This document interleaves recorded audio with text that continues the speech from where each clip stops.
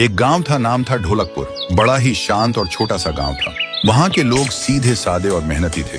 लेकिन गांव के एक कोने में एक पुराना घर था, जिसके बारे में लोग कहते थे कि वह अभिशप्त है। बुजुर्गों की माने तो उस घर में कोई आत्मा रहती है। कहते हैं कई साल पहले एक औरत, जिसका नाम चंपा था, इस घर में उसकी मौत हो गई।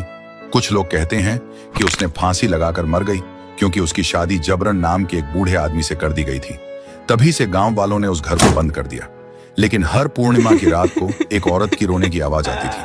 कई बार किसी ने उस औरत को सफेद पोशाक में देखा। एक दिन गांव का एक नया लड़का अर्जुन, जो इन बातों को अंधविश्वास मानता था, उसने ठान लिया कि वह उस घर के पास रात बिताएगा। उस रात पूर्णिमा थी। अर्जुन ने टॉर्च ली और घर के पास जाकर बैठ गया। शुरू में सब ठीक था, लेकिन आधी रात होते ही अचानक ठंडी हवा चलने लगी। उसके टॉर्च अपने आप बंद हो गई। तभी उसे किसी के कदमों की आहट सुनाई दी। वह घबराया और इधर उधर देखने लगा। तभी उसने देखा एक भूत, जो बिना कपड़ों में हवा में उड़ रही थी और उसके सामने आकर खड़ी हुई थी। उसके बाल खुले थे और चेहरा साफ नहीं दिख रहा था। अर्जुन ने कांपते हुए पूछा, कौन हो तुम? औरत ने धीरे धीरे सिर उठाया और उसने बोला, मैं चंपा हूँ, मुझे मार दिया गया है। मुझे एक बुढ़े के साथ जोर जबरदस्ती करके शादी कर दिया गया था और उसे बुढ़े ने मुझे मार दिया।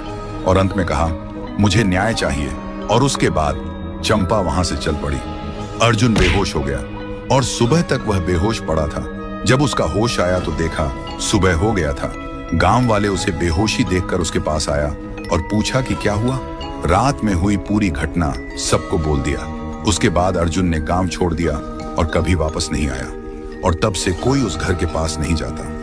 अब भी हर पूर्णिमा की रात घर के पास से एक औरत की सिसकियों की आवाज आती है।